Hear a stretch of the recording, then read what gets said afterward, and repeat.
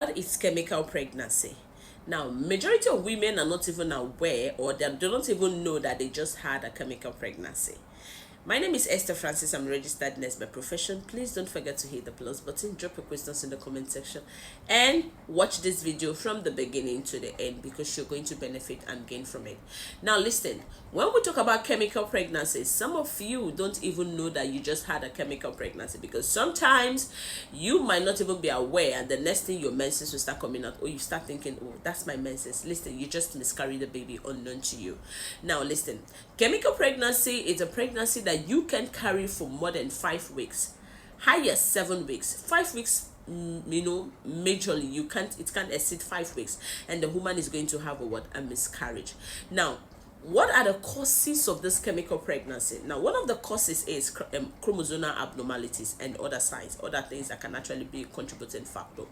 But most people with PID and PCOS, they are always prone to this chemical pregnancy. And one thing you should understand is, when the woman is going to miscarry the baby, it's almost close to her next menstruation, you see. So some of you will start thinking, oh, it's just my menses, because some of you will go for pregnancy test and then it shows positive, and after some time, you were having the pregnancy signs, then later on this pregnancy sign starts reducing drastically, like you're no longer feeling it again, the pregnancy signs, the early pregnancy signs. So when you go back for to test if you're pregnant or not, the test will start saying, oh, I don't think you're pregnant, is negative. Or sometimes some of you, when you go for scan will start detecting that there's no baby there, or they're not seeing any sac or embryo sac or stuff like that, and you're like worried. What's the problem? It can be as a result of what? Chemical pregnancy. Now listen, if a lady should have chemical pregnancy, that does not mean she cannot have a clinical pregnancy.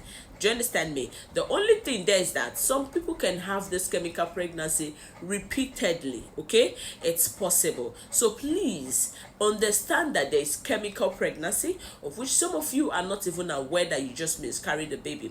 And one thing you should understand is, when you look at them, or when their next menses is approaching, they notice that what they are going to have symptoms of what menstrual, the symptoms of menstruations, like what? Bleeding and cramps. Some of you will be having severe pains, okay?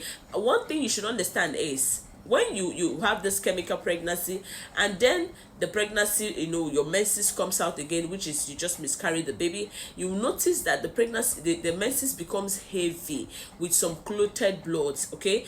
Some little clotted blood, and you don't even know that you just miscarried a baby. Follow me for part 2, and I'll tell you what to do if you are having chemical pregnancy, and also what to do to avoid chemical pregnancy. Thank you.